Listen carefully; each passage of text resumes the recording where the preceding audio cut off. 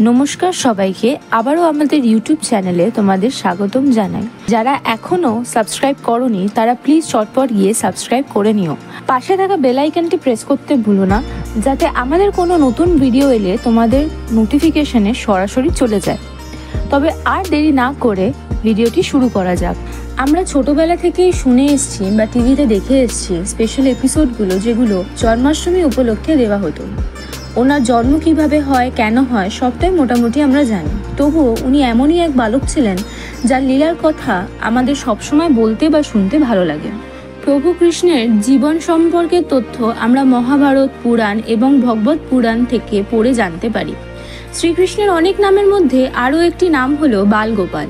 তিনি হলেন মা দেবকী এবং পিতা বাসুদেবের অষ্টম পুত্র। উনি মথুরার একটি কারাগারে জন্মগ্রহণ করেছিলেন, যেখানে ওনার মামা কংসের আদেশে ওনার পিতামাতাকে বন্দী করা হয়েছিল। যখন মা দেবকীর বিবাহ হয়, তখন মামা কংসকে স্বর্গীয় কণ্ঠে সতর্ক করা হয়েছিল যে মা দেবকীর অষ্টম পুত্র তার মৃত্যুর কারণ হবে। এই ভবিষ্যৎবাণীকে অস্বীকার করার ইচ্ছায় কংস তার বোন দেবকী এবং তার স্বামীকে বন্দী করে। তাদের নবজাতকদের মধ্যে প্রথম 7 জন সন্তানকে অবিলম্বে হত্যা করে। তাদের অষ্টম পুত্র শ্রীকৃষ্ণের জন্ম হয়। সেই সময় মা দেবকীর কারাগারের সামনে পাহারা দেওয়ার দায়িত্বপ্রাপ্ত রক্ষীরা ঘুমিয়ে পড়েন এবং কৃষ্ণের জন্মের সময় সেলের দরজা অলৌকিকভাবে খুলে দেওয়া হয়।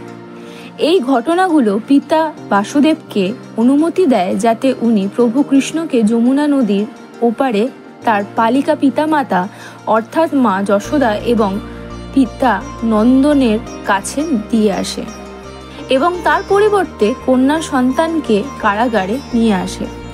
কারাগারের ভিতর যখন সন্তানের কান্না শুনে কংস হত্যা করতে যান, তখন আবারও এক দৈববাণী আসে, তোমাকে বধিবে যে গোকুলে বাড়িছে সে।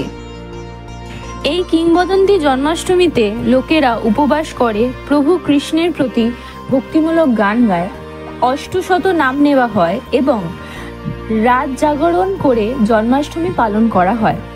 শ্রীকৃষ্ণের জন্মাষ্টমী শুধু মথুরার বা বৃন্দাবনের বৈষ্ণব বা হিন্দুরা পালন করে না, এছাড়াও সারা ভারতবর্ষ ও ভারতের বাইরের মানুষেরাও পালন করে।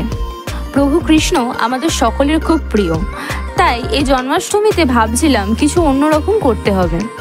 অনেক ভাবার পর, একটু আধটু রিলস ঘাটার পর আমরা লিপন আর্টের সম্বন্ধে জানতে পারি।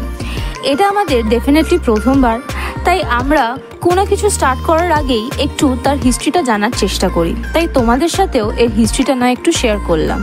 তবে এই লিপন আর্টকে মাড অ্যান্ড মিরর ওয়ার্কও বলে। লিপন শব্দটি এসেছে গুজরাটি শব্দ লিপন থেকে, একটি ঐতিহ্যবাহী ভারতীয় লোকশিল্প যা গুজরাটের কচ্ছ অঞ্চলে সৃষ্টি হয়েছিল। লিপন আর্ট কথাটির অর্থ এখানে মূলত উট, পাখি, গাছ, ফুল, ময়ূরের মতো প্রকৃতি অনুপ্রাণিত মোটিভগুলোকে দেখানো হয়েছে।